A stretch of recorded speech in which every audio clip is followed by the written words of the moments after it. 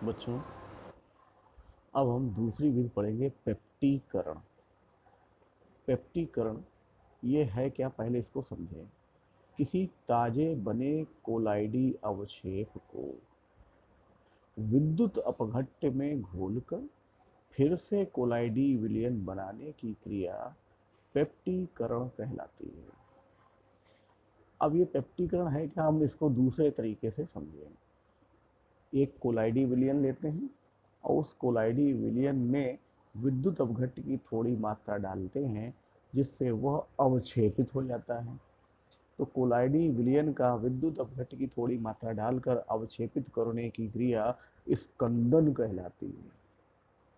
अब हम इस अवक्षेप को निकाल लें और इस अवक्षेप को पुनः उसी विद्युत अपघट्य के घोल कर फिर से कोलाइडी विलयन बना लें।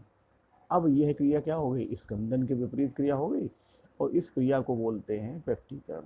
तो किसी ताजे बने कोलाइडी अवक्षेप को विद्युत अपघट्य में घोलकर फिर से कोलाइडी विलयन बनाने की क्रिया पेप्टीकरण कहलाती है। क्लियर, एकदम क्लियर हो जाना चाहिए कि पेप्टीकरण क्या है, स्कंदन के विपरीत क्रिया है। इस क्रिया में कोलाइडी अवक्षेप को घोलने के लिए जो पदार्थ या विद्युत अपघट्य लिया जाता है उसे पेप्टीकारक कहते हैं। ठीक, जैसे एक उदाहरण लेते हैं, फेरिक हाइड्रोक्साइड FeOH का होल थ्राइस है कि ताजे बने अवक्षेप को फेरिक क्लोराइड के विलयन में घोलने पर, ये प्रयोग आप लोगों ने यहाँ किया भी है कि FeCl3 को जब हम बीकर में लेते थे थोड़ा सा और फिर उसमें लगातार पानी डाल डाल के उसका बहुत ही डार्क कलर का सोल्यूशन बना लेते थे, याद आ रहा होगा आप लोगों को।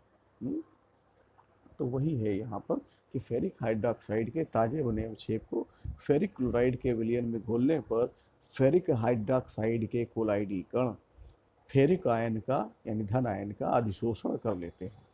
चूंकि अधिशोषण धन आयन का हुआ है, इसलिए यह धन आवेशित कण में बदल जाते हैं और समान आवेश के कारण प्रतिकर्षित होकर संपूर्ण विलयन में फैलकर लाल रंग का कोलाइडी विलयन बना देते हैं।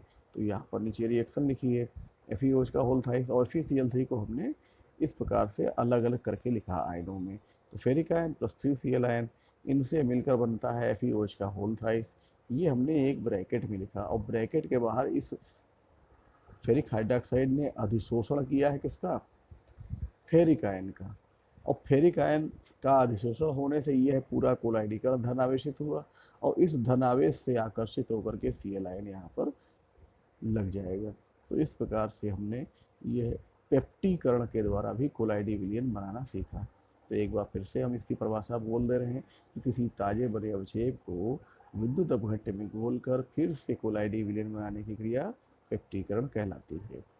अब इसके बाद आते हैं दूसरी विधि है संघनन विधियाँ, जिसमें पहला पढ़ेंगे भौतिक विधि द्वारा।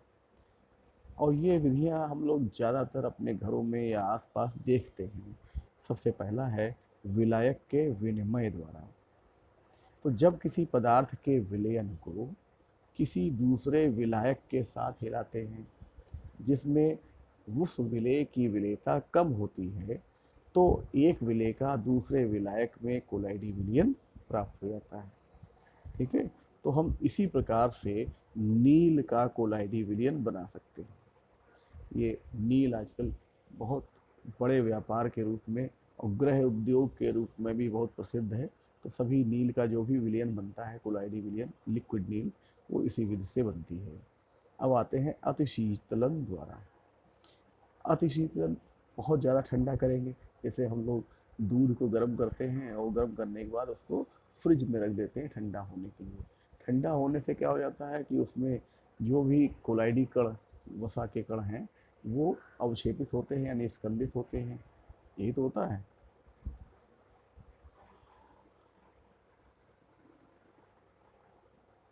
इस चीज़ को हम दूसरे तरीके से पढ़ेंगे। वहाँ स्कंदन था, हमें कोलाइडी विलयन बनाना है।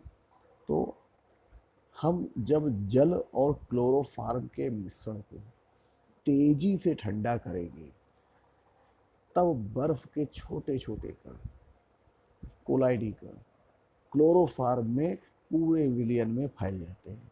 इस प्रकार का क्लोरोफार्म में बर्फ का कोलाइडी विलयन बन जाएगा। समझ में आ गया। क्लोरोफार्म और पानी के मिश्रण को बहुत तेज़ी से ठंडा करेंगे और हिलाएंगे, जिससे बर्फ़ के कोलाइडी आकार के कण पूरे क्लोरोफॉर्म में फैल जाते हैं। इस प्रकार से एक हमें विलयन बन जाता है। अब आते हैं वाष्पों के संघनन के द्वारा। तो वह तत्व जिनके क्वथनांक कम होते हैं, जैसे जिंक है, कैडमियम है, मरकरी है, सल्फर है, इनके वाष्पों को एक उचित विलायक में घोल कर संघनित करते हैं, जिससे कोलाइडी विलयन बनाया जा सकता है।